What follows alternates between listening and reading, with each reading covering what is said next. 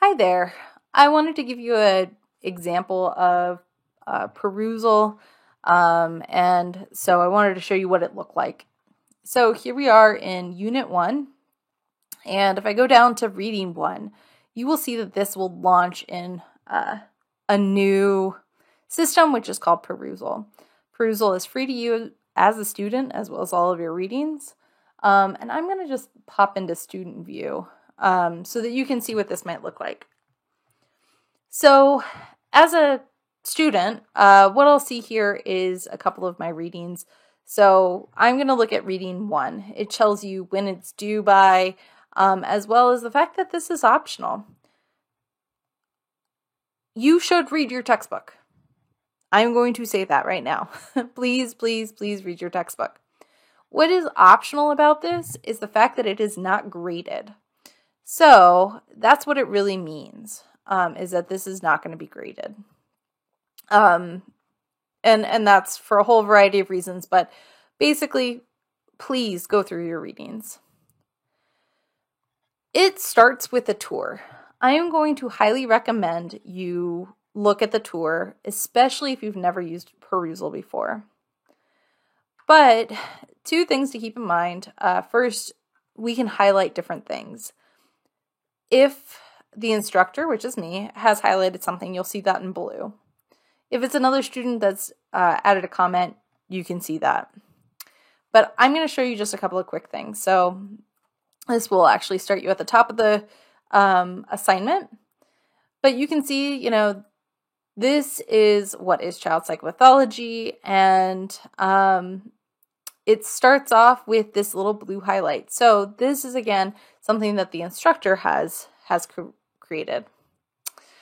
So what you'll see is that there's a little question about Ben, or a little description about Ben, and the question that your professor, which is Elisa, has done is asked, do you believe that Ben's behavior is abnormal? Why or why not?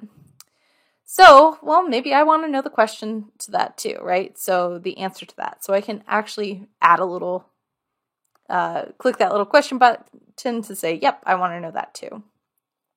And you can see that Elisa has added in a couple other things, a little poll, right? Do we think it's abnormal or normal? I'm going to say normal, and that's 100%, right?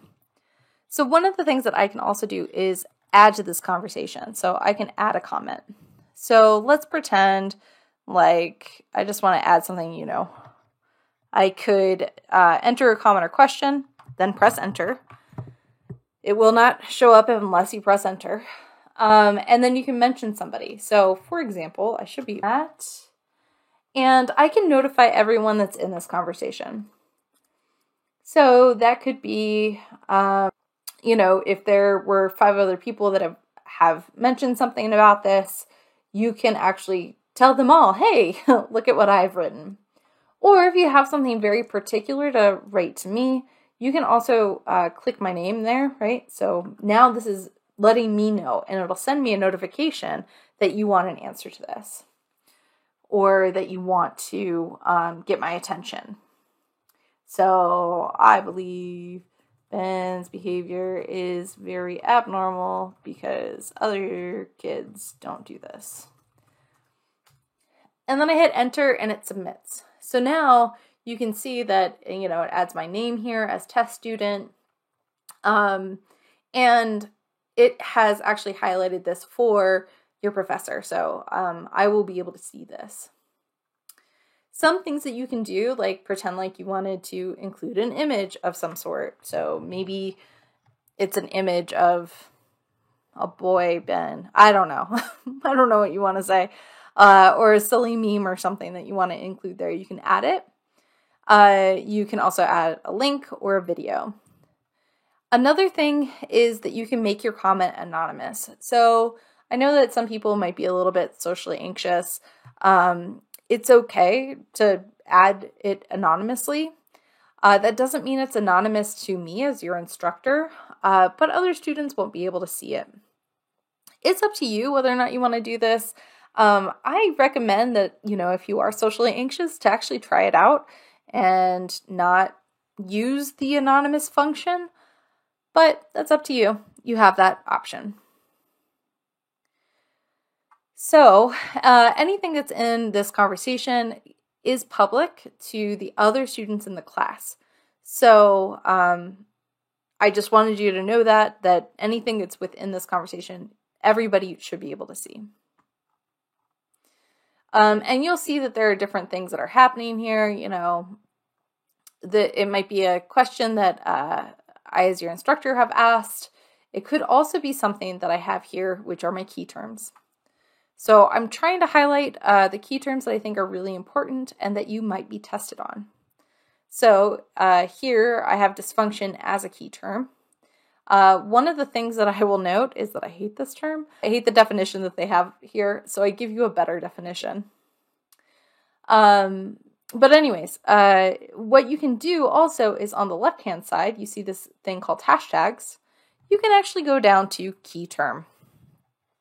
This shows you all of the key terms. And this might not necessarily be just for the assignment that you're on. It could be for future classes.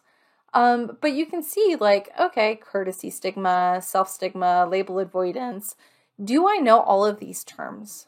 And if not, you can go back into your textbook with this little thing. So let's say I've never heard of label avoidance or I don't remember it from the reading. You can copy it, but you can view it in context. And this is good because now it'll drop me down to the term label avoidance. So it highlights it for me in pink, and then now I can read over what the definition is. So this is supposed to help you and to help me get a list of different key terms that we want. These are things that you might be tested on. I'll also just say, just make sure that you do read through some of the questions that are posed throughout the chapter. The other hashtag that I have is called Learn More. So here I went on a little tangent. Did you know that the DSM, which is our diagnostic manual, used to list homosexuality as a mental disorder? So I just added in a link here about Psychology Today. So now I can read over when homosexuality stopped being a mental disorder. So hopefully those will just be kind of like fun little tangents that you can go on and learn a little bit more about it. If you want to go back, you go up here to your September 6th reading one, and you can go back to where you were. If you wanted to have a individual note just for yourself that nobody else can see, on this right-hand side, you can go down to this little thing that says Notes. So when you're in this section, you can click New to start taking notes. So maybe I want the definition of dysfunction. Oops. So you can add a new note. Let's say I want my definition of dysfunction. So let's say that is now my definition of dysfunction, how I wrote it in my own words. What I can do is, write all these notes. Again, they're private to you. There are ways to share them if you'd like. But you can also download this as a Word document. So let's say I wanted my notes. And now I have all my definitions or whatever else I wanted to comment out on. And this can just be really useful for you if you don't want to keep going into perusal for everything, but instead want a note. So that's a little bit about perusal. I'm sure there'll be more information that you can find out. Take the tour. It helps. So I hope that you learned a little bit.